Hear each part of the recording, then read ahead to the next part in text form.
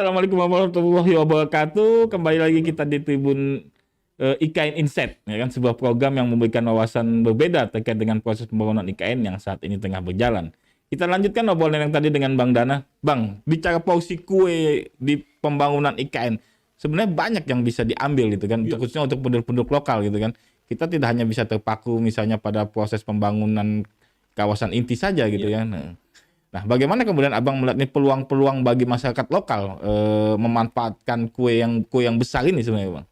Iya, IKN ini dibangun dalam waktu singkat pertama, itu perlu penekanan berkali-kali, sehingga kerjanya juga kerja ekstra. Makanya saya selalu mengatakan di banyak kesempatan, itu adalah extraordinary development atau extraordinary policy, kebijakan yang luar biasa. Kalau luar biasa, pasti butuh cepat. Karena butuh cepat, maka SDM-nya banyak. Kalau SDM banyak, maka sektor pekerjaannya tidak satu. Itu yang perlu jadi penekanan. Apa keuntungan misalnya yang bagi masyarakat lokal dibanding misalnya pekerja-pekerja dari luar daerah gitu dengan pembangunan IKN? Ada keuntungan yang bisa didapat gitu, Bang? Misalnya Betul. mereka lebih lebih di depan daripada misalnya masyarakat dari luar gitu, pekerja dari luar. Apa keuntungan yang bisa mereka raih sebenarnya? Kearifan lokal. Eh, Mengapa kearifan lokal? Bicaranya adalah dia mengerti tentang lingkungan sekitarnya. Misalnya, kalau saya kasih contoh, karena ini bicaranya dengan teman-teman IAI ya. Salah satu pembangunan yang dilakukan di Samarinda, contohnya Kampung Ketupat misalnya. Ini pernah saya sampaikan waktu itu ketika ke saat proses perencanaan. Mereka kan tinggal di atas rumah jalan yang kayu gitu. Iya, rumah panggung gitu Rumah ya. panggung dan sebagainya, mungkin banyak di Balikpapan, PBU dan sebagainya. Nah, Bapak pasti tahu, kalau anak saya jalan di atas jalan kayu itu dengan derap langkah yang sekian, oh itu anak pertama saya. Ketika yang jalan cepat, oh itu tetangga saya. Maka kalau enggak, itu siapa? Itu bentuk kearifan lokalnya. Nah, sekarang itu tidak dibangun. Mengapa saya contohkan begitu ya? Pengalaman atas kondisi lokal itu nggak didapatkan oleh pekerja yang non Kalimantan Timur atau non Sepaku lah paling nggak di sini. Misalnya contoh jual beli, contoh makan tadi itu, mungkin di Kalimantan Selatan, Utara dan sebagainya pola makannya berbeda. Oh, aku mau makan kalau ada kuahnya. Kalau di sini enggak. Yang penting ada ikan, ada sayur, beres. Misalnya begitu. Iya. Oh, pekerja lokal yang dari Jawa makannya cuma satu biji aja tuh, satu lauk misalnya.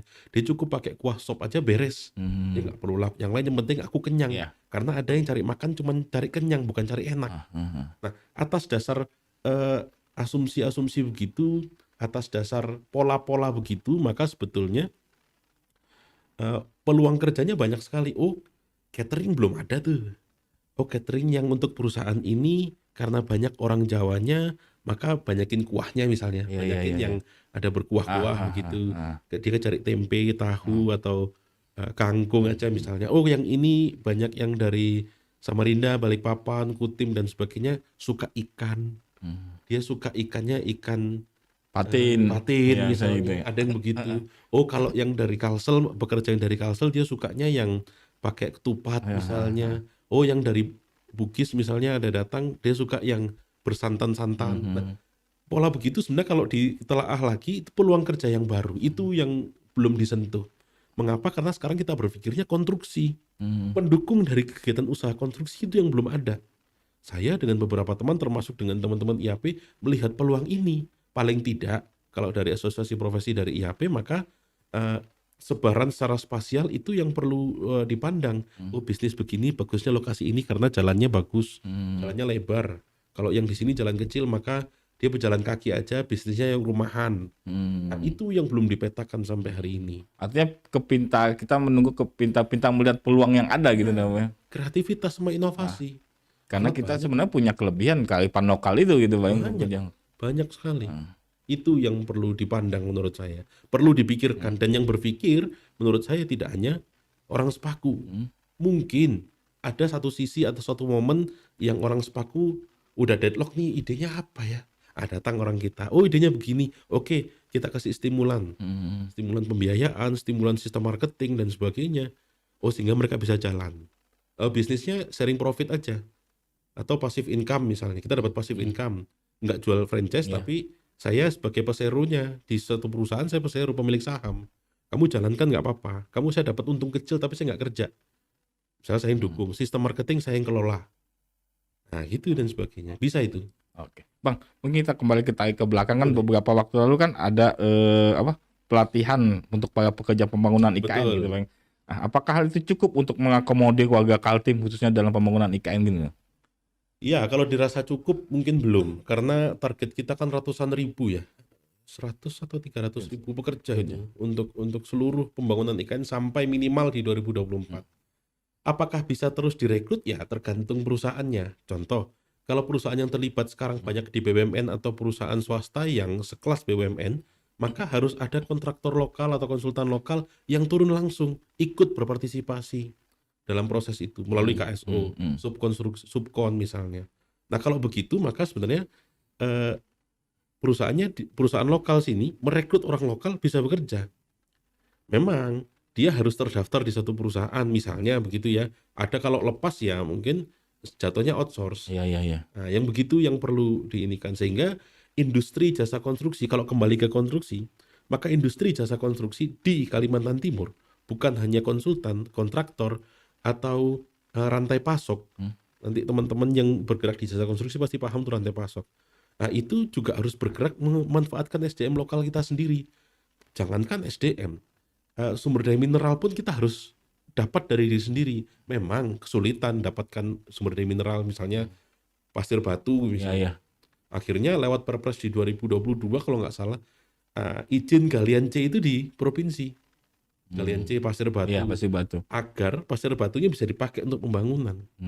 Oke. Dulu izin itu di pusat, Di pusat, sekarang ke provinsi. Agar lebih cepat proses birokrasinya gitu, Bang. Pertama, yang kedua memunculkan peluang kerja baru. Oh, kalau dapat izin ini saya harus ngusulkan ke provinsi, saya nggak perlu jauh-jauh ke Jakarta. Kalau ke provinsi saya ada di situ sistemnya, saya masukkan berkasnya cukup, lalu saya bisa gali itu galian C. Oh, IKN butuh, bawa ke sana. Sehingga tidak perlu datangkan sumber daya mineral dari lain. Itu peluang usaha baru. Rantai pasok, konstruksi. Kalau konsultan mungkin terbatas pada SDM lokal yang minimal S1 lah. Kalau S1 dia pasti akan sebagai pengawas, supervisi. Nah kalau kontraktor dia pasti menggunakan SDM yang naga terampil gitu. Bang, tapi ada beberapa bentuk pelatihan yang kemarin itu kan seperti pemasangan batu, pemasangan keramik gitu kan. Apakah itu Abang melihatnya sudah tepat sasaran bentuk-bentuk pelatihan yang diberikan itu? Ya, kalau bentuk pelatihan yang tepat sasaran tepat, karena saat ini yang dikejar itu adalah pekerjaan konstruksi, baik bangunan pekerja, istana negara dan sebagainya. Kebutuhannya sudah tepat, misalnya pelatihan tenaga terampil untuk jalan, tenaga terampil untuk jembatan sudah. Untuk keramik, masangan keramik. Karena pembangunan semuanya itu main sektornya adalah sektor PUPR. Dan yang melatih tenaga kerja adalah PUPR, PJKW 5 Banjarmasin. Nah, karena sudah dikelola oleh mereka, maka mereka tahu tuh kebutuhannya. Oh, jalan ini dia nggak mungkin cari sertifikasi tenaga ahli lingkungan terlalu banyak, tenaga terampil banyaknya. Atas dasar kebutuhan atau di satu kementerian yang sama, kementerian lembaga yang sama, maka mendekati cocok lah sesuai dengan kebutuhannya.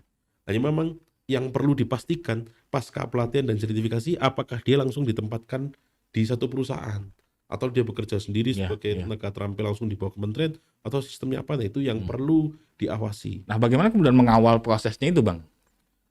Iya, keterbukaan informasi publik sekarang sudah mudah sekali melacak. Kita pun juga mudah bertanya kepada kontraktor, pada PUPR, karena mereka lagi disorot banyak-banyak nih pembangunan, termasuk si kontraktornya diawasin terus oleh PUPR. Bapak mungkin datang ke KIPP, ke lokasi 1A KIPP IKN itu bertanya pada kontraktor boleh. Saat ini pun boleh. Di sana pun sudah ada CCTV, sehingga dia betul bekerjakah dan apa sudah ada. Nah pengawasannya sekarang yang kurang adalah monitoring dan evaluasi. Itu yang kurang. Sehingga itu yang perlu dikejar ke semua. Artinya kan dalam kata kutip percuma ketika misalnya sudah mengikuti pelatihan tapi tidak terserap juga dalam proses pembangunan IKN. Sebetulnya itu akan jadi blunder kalau tidak terlaksana. Makanya mungkin ada kendala dari kontraktor bukan soal menyerap tenaga kerjanya, tapi apa yang dilakukan. Misalnya membangun bendungan Sepaku Semoy sudah segitu tuh, SDM-nya sudah segitu. Dia harus dilokir ganti yang baru dan sebagainya mungkin. Tapi kalau nambah konstruksi yang baru kan nggak mungkin itu. Dia harus ada perencanaan lagi, ada studi FS lagi dan sebagainya. Itu di luar budget lagi. Nah itu biasanya yang perlu disasar adalah betulkah itu SDM lokal? Betulkah SDM lokal yang dimaksud itu dari Sepaku? Atau betulkah SDM lokal yang dimaksud di luar dari Sepaku, tapi dia punya pengalaman sehingga dia tinggal di rumah masyarakat yang di Sepaku, dan dia melibatkan gitu. Nah itu yang monitoring evaluasi yang sekarang harus dikejar itu. Bagaimana kemudian peran pemerintah daerah dalam hal ini gitu Bang untuk mengawasi itu?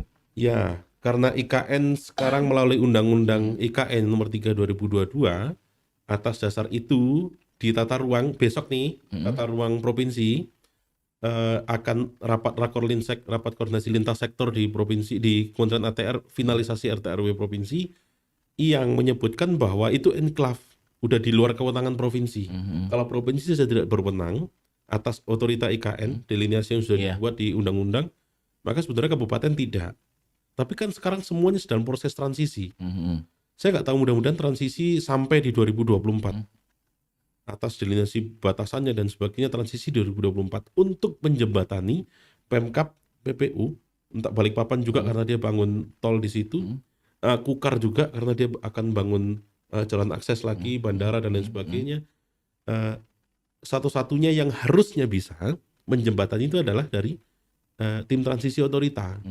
Tapi memang tim transisi ini tidak dibentuk setiap harinya ada di sini, di Kalimantan Timur maksudnya. Sehingga yang bisa dilakukan adalah memang terus mencari celah dalam setiap aturan di mana letak peran kabupaten ini.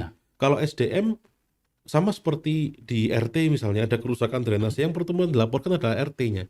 Padahal itu kewenangan PUPR kota misalnya.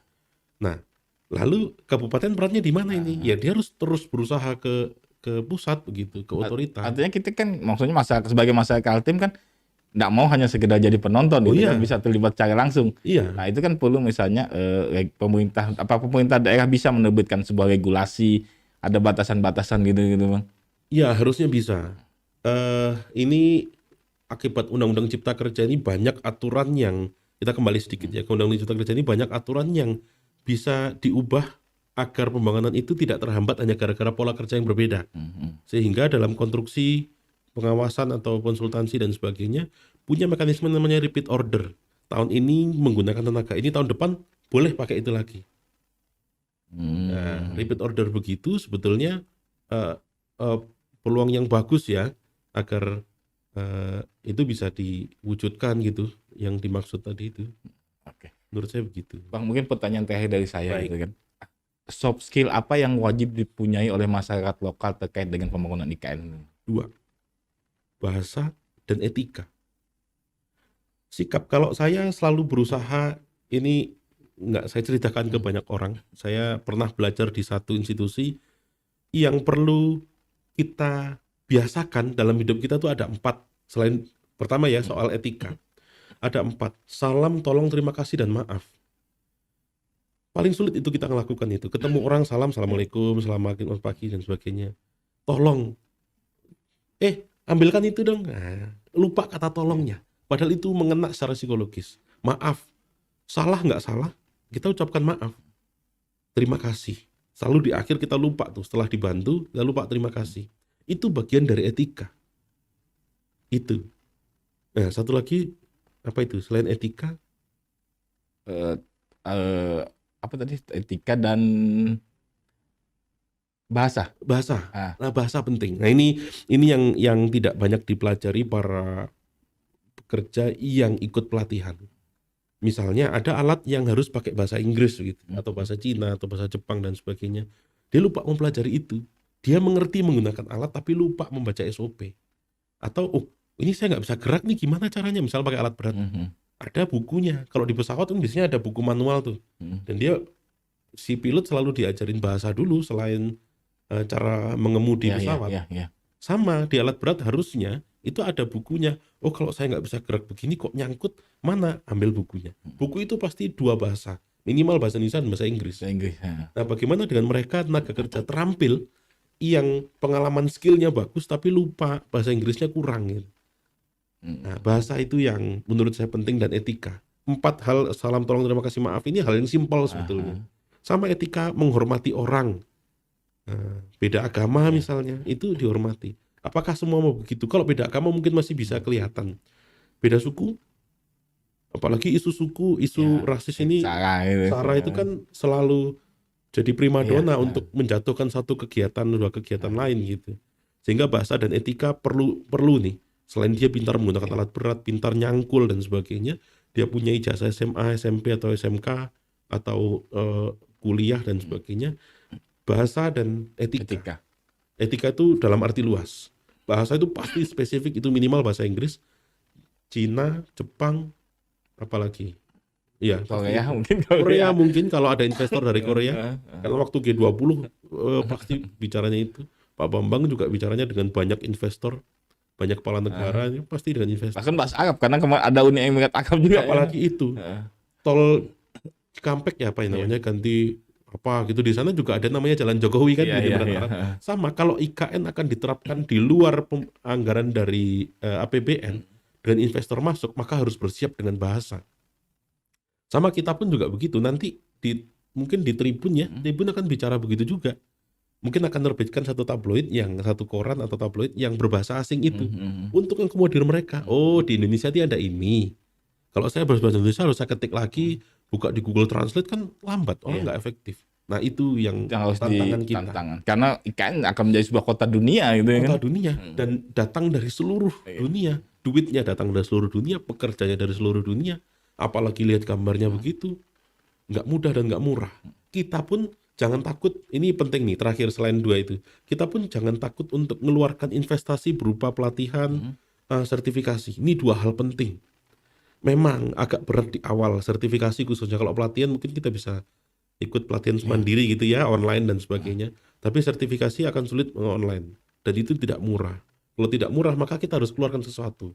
Contoh begini, kita sertifikasi untuk ahli muda misalnya, ahli muda konstruksi, itu harus keluarkan duit sekitar 1,5 juta sampai 2 juta paling enggak. Bayangkan kalau untuk ahli muda dengan gaji yang kurang lebih remunerasi hampir 10 juta lah, 7 sampai 10 juta per bulan. Dia bekerja 8 sampai 10 bulan. 2 juta ketutup dong. Iya. Sisanya kan buat kebutuhan pribadi. Mau organisasi, kayak mau keluarga, pulang kampung dan lain sebagainya. Itu 1 tahun. Masa berlaku sertifikat kompetensi kerja itu 3 tahun. Bayangkan kalau dia 10 juta lah ya, anggaplah kalikan 8, 80 juta, kalikan 3, 240 juta. 2 juta kecil harusnya. Iya. Kalau semua berpikirnya begitu. Nah ini yang perlu ditekankan. Oh saya 2 juta sertifikasi, kok mahal, duit dari mana? Iya. Tapi impact-nya ya kan yang high risk. Makin tinggi yang dicapai, risikonya makin tinggi. Kalau makin tinggi ya yang dicapai juga makin banyak. Hal yang biasa itu. Hanya memang kadang sulit dipahami oleh pihak baik pengguna maupun penyedia jasa kalau tenaga ahli. Terampil juga begitu. Kurang dipahami. Tidak semua bisa memahami itu. Baik dari kontraktor maupun PUPR maupun dari pihak lainnya, pihak swasta lainnya. Masyarakat setempat khususnya. Kok enggak anak Pak RT sih? Kok enggak anak Pak Kades? Kok kenapa kamu? Anak Pak Kades itu loh sekolahnya udah tinggi ke Jawa. Nah, sentimen, kalimat-kalimat sentimen begitu yang perlu ditangkal. Itulah mengapa ada pekerjaan pendukung, pekerja sosial, pekerja konservasi lingkungan. Itu yang perlu dikuatkan lagi. Sektor bisnis yang lain. Oke, siap. Bang, statement terakhir terkait dengan polemik tenaga kerja lokal, tema kita hari ini, Bang. Statement terakhir mungkin. Statement terakhir, satu tadi itu IKN dibangun dengan waktu yang luar biasa. Maka energi dari seluruh pihak terus luar biasa, pertama. Yang kedua, harus ada penyesuaian setiap multi pihak. Kalau IKN ini mau cepat, maka baik dari masyarakat maupun pemerintah maupun swasta itu harus ketemu tuh. Dia nggak bisa satu lebih unggul dari yang lain. Kita nggak bicara soal posisi, bicaranya soal visi. Kalau sudah visi itu pasti bicaranya kolaborasi. Yang ketiga itu tadi, kalau bicara tenaga kerja lokal yang kompeten, selain soal skill, attitude dan knowledge atau pengalaman atau pengetahuan, skill dan attitude tadi, itu dua hal yang paling penting. Selain ini attitude yang spesifik tadi, itu attitude yang berkearifan lokal dan bahasa. Ini penting agar tenaga kerja yang dari luar Kaltim atau luar tenaga lokal yang punya kemampuan bahasa lebih, dia juga bisa gitu. Nah, dan harus mengikuti era-era digitalisasi sekarang. Karena zaman terus berubah gitu ya, Terus Bang. berubah. Jadi nggak bisa bicaranya HP, telepon, SMS udah nggak boleh. Pun boleh ya silahkan saja. Kalau mau bekerjanya di situ-situ. Kalau nggak akan tergerus dengan zaman. Kita harus mengikuti zaman Betul. atau zaman yang menggilas kita. Oh, gitu, mungkin Bang. kita betul sepakat. Siap. Bang Danang, terima kasih banyak Sama-sama. atas waktunya hari ini. Semoga sukses selalu, Amin. sehat selalu, dan kita bisa melihat sama-sama pembangunan IKN berjalan Amin. dengan di jalur koridornya. Amin. Siap. Terima kasih banyak, Bang. Sama-sama. Tribuners, pemindahan ibu kota negara tujuan utamanya salah satunya adalah pemerataan ekonomi untuk seluruh bangsa Indonesia. Tapi jangan lupakan juga bahwa sebagai pemilik asal, warga Kaltim juga harus ikut merasakan kesejahteraan di balik kue yang besar dalam pembangunan IKN Nusantara ini. Akhirnya saya Januar pamit dalam program IKN Insight edisi kali ini. Program IKN Insight sendiri merupakan program kerjasama antara Tribun Kaltim dengan Ikatan Arsitek Indonesia atau IAI Kalimantan Timur, serta didukung oleh Daikin, Dexon, Good Sense, Indo Gas Granite, Modern Style, serta Propan. Cari cat, cari Propan. Saya Januar pamit, sampai jumpa pekan depan. Salam Ibu Kota Negara.